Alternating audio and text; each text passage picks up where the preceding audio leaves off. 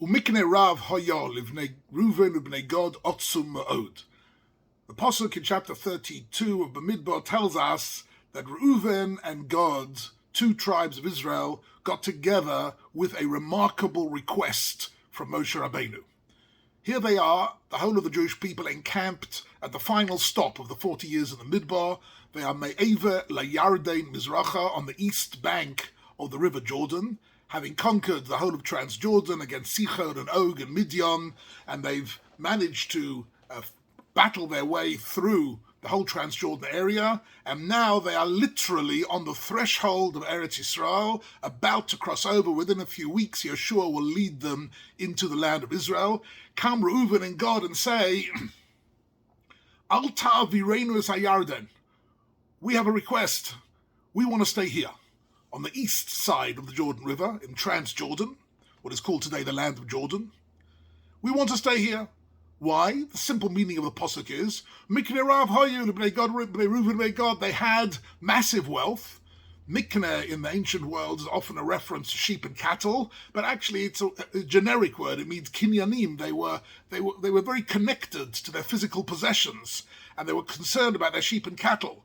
And they were concerned that in the land of Israel they wouldn't have proper, rich, fertile grazing grounds. And here in Transjordan they did have it. So they said, look, you know what, we'll stay here. We're moichel. We're willing to give up our portion in the land of Israel, give it to some of the other brothers, some of the other tribes. We will have our Yerusha here in Transjordan. Reuven and Gad come with this request. This evokes from Moshe Rabbeinu a very, very sharp criticism, a real Musa drasha, and he accuses them of various different things. He first of all says, you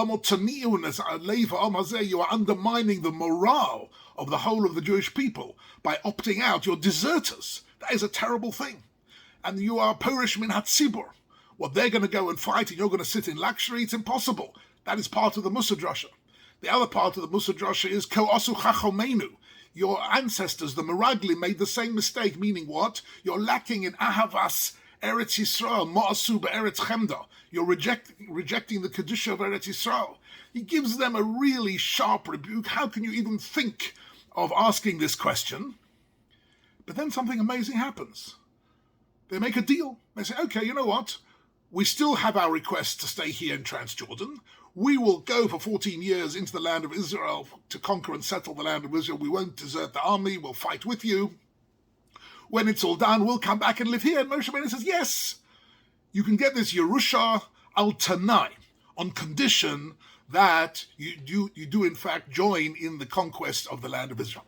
This is very briefly the events, but we're left wondering, what could possibly have motivated Bnei Reuven and Bnei Gad to make such a strange request? Think about it for a second.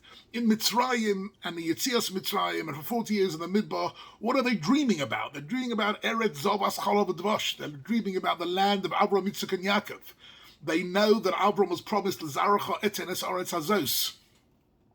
V'nosati Lachem Moirasha, all the different statements of Ki Yavoyo La'aretz, every generation, again and again passed on to the next generation. What a wonderful goal we are going towards. And here they are, literally within sight of the land of Israel. They're just on the other side of the Jordan. Jordan River is not a massive river. They're on the other side of the Jordan. They look over the Jordan. They see Eretz Yisrael and they say, you know what? We want to stay here. How is that at all possible that they would have asked something like that? And it's true, Moshe Rabbeinu gives them a sharp rebuke, but in the end he agrees. That also must be something very interesting. Why would he agree? He could have said no, and they would have simply moved on into the land of Israel. There must be something here, and this parasha gives us an opportunity to spotlight what is the significance of Transjordan from the point of view of the Chumash and Torah sources. I'm not in any way making any political statements or political agendas of any sort. We are simply learning Chumash together. But it can't be that Moshe Rabbeinu agreed to give them the Yerusha in Transjordan if it's completely chutz la'aretz. It can't be right. So here's something very interesting. For that we have to look a little bit closer at some of the psukim, and we find, for example, in Parshas V'eschanan, in Devarim chapter 7, Moshe Rabbeinu says to them, as he says quite frequently, Ki yavicha Hashem lokecha la'aretz, you're about to enter the land of Israel. And what is the land of Israel? So he says, in the land of Israel there are goyim rabim. There are already many nations, many tribes, warrior tribes. Who are they? Chiti, Girgashi, Amori, Aknani, Aprizi, Achiv, Yevusi, Shiva, Goyim, Rabim, Va'atsumi, Mimeka. 7 nations, all of whom are more numerous, more powerful than you are. But HaKadosh Baruch Hu promises you, if you'll transform Eretz Canaan into Eretz Yisrael, bring the Kedusha and the Emunah and the Chesed into Eretz Yisrael, you will be successful in overcoming all your enemies, however powerful they are. But who are they? They are Eretz Shivat Ha'amim, the land of the 7 nations, and repeatedly throughout Tanakh, the land of Canaan is referred to as Eretz Shivat Ha'amim, the land of the 7 nations. And that seems to be a normal item of fact which the Torah introduces us to, except for something very strange. If you go back to the first promise that Avram gets of the land of Israel, which is in Parshat Lech Lecha, the Bris Ben Absarim, there the Pasuk says that HaKadosh Baruch Hu will give you L'zarecha eten es haaretz hazos min Nahar Mitzrayim ad Nahar Paros, from the Nile to the Euphrates. The Nile to the Euphrates includes a large part of land east of the Jordan River. And that's part of the original promise. And in case you missed it, the next pasuk there in Bris Ben Absarim gives Avram Avinu a list of 10 nations who are currently living there. Not 7, but 10. And Rashi immediately says that on the spot, Esa Amin Kosuvka. Avram is promised a land which is including the land of 10 nations.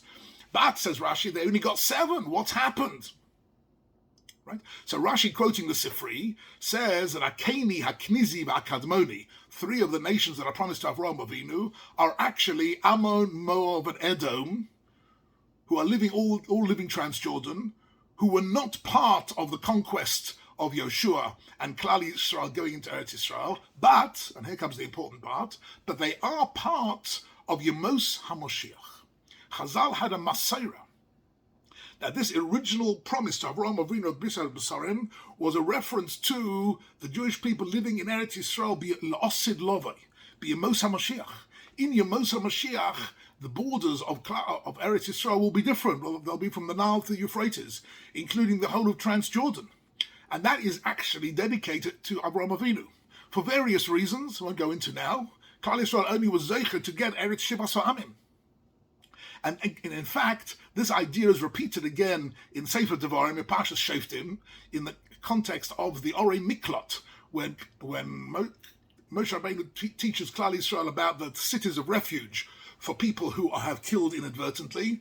So there it speaks about Ki Yarchiv Hashem es Gevulcha, that now you've got to put 6 cities aside, but when you get wider boundaries, then you'll need to be a saftalacha. Oh, you'll have to add more cities of refuge, says the Ramban. That's La'osid Lovo. La'osid Lovo will have wider boundaries, says Rashi there in Parshas Shoftim. What wider boundaries? Hakemi, Aknizi, Vakadmoni. The whole of Transjordan will indeed be part of Eretz Yisrael, La'osid Lovo. And now, with that in mind, let's come back to the story of Reuven and Bnei Gad. Reuven and Gad are coming to Moshe Rabbeinu and saying, we have a Maseira from our Alter Zayda, Avram Avinu. And Avram Avinu told us that indeed the Yerusha that we are promised of Eretz Yisrael is not only west of the River Jordan, it's also east of the River Jordan. And look what's happened now. We have miraculously conquered Sichon and Og and Midian and all the wars we've had here in Transjordan. Clearly, HaKadosh Baruch Hu wants us to have this place. Let us settle here, and we will be part of Eretz Yisrael, and we'll transform Transjordan into Eretz Yisrael. That will be part of Eretz Yisrael. Moshe Rabbeinu understands that for the time being, before the Geula Acharena, Eretz Yisrael only begins west of the River Jordan. And he gives them a Musadrasha. But actually, he also understands that east of the Jordan River, Transjordan, maybe it doesn't have the Kedusha of Eretz Yisrael in the here and now, the Poyal in reality, but Bekoyach, potentially, Transjordan is part of Eretz Yisrael. And that's what Reuven and Gad wanted to remind Klal Yisrael. They wanted to say, look, we're here in Transjordan. This is not a neutral piece of Chutz La'aretz. They were not guilty of preferring Chutz La'aretz over Eretz Yisrael. They were not guilty of preserving their wealth over the unity of Klal Yisrael. They had a broader vision, a vision of Achris Hayamim. They wanted to bring a little spark of the ultimate Geula into the here and now. And they wanted to say that even now we can settle this land. It won't be Eretz Yisrael proper, but by us being here, we'll remind the whole of Klal Yisrael that actually the vision that the Torah gives us of Yemos HaMashiach is a glorious vision which we should also tap into now. And B'chol Yom Achake L'Sheyovoi, we're waiting every day that Be'ez Hashem will be able to overcome our difficulties and participate in the Gula Acharona. And Reuven and God are very much part of that story. V'chein Yehi Ratzon.